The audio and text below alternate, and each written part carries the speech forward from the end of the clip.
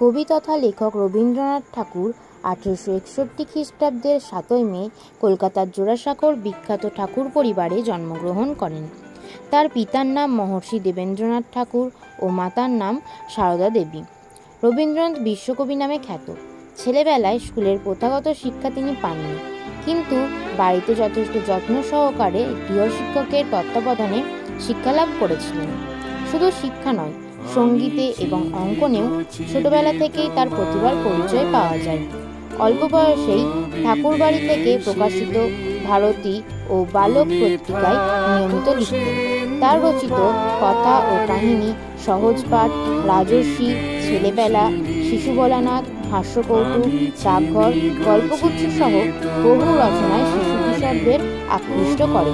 দীর্ঘজীবনে অজস্র কবিতা, গান, ছোট গল্প, উপন্যাস, প্রবন্ধ তিনি লিখেছেন বা ছবি এঁকেছেন।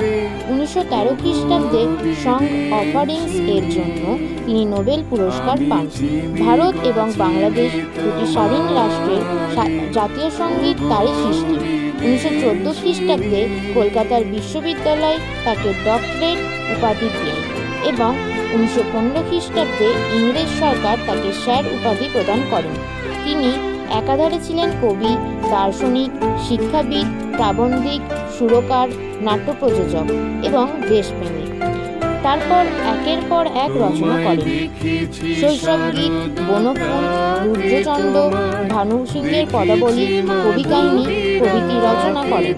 তার রচিত প্রথম মুদ্রিত কবিতায় নাম হিন্দু মেলার উপহার, জ্ঞানাঙ্কুর প্রভৃতি, ভুবনমোহিনী প্রতিভা নামে তার রচিত প্রথম গদ্য প্রবন্ধটি ছাপা হয়। 1882 খ্রিস্টাব্দে তার রচিত সন্ধ্যা সঙ্গীত প্রকাশিত হবার পর সাহিত্যিক বঙ্কিমচন্দ্র ভূয়সী প্রশংসা করেন। রবীন্দ্রনাথ রচিত অন্যান্য রচনাগুলি হল নৌকাডুবি, ডাকঘর, হৃদয় অভিশাপ, গোরা প্রভৃতি। অসংখ্য সঙ্গীত রচনা করেন এবং তাতে সুরারোপ করেন। তার রচিত সঙ্গীতগুলি রবীন্দ্রসঙ্গীত নামে পরিচিত।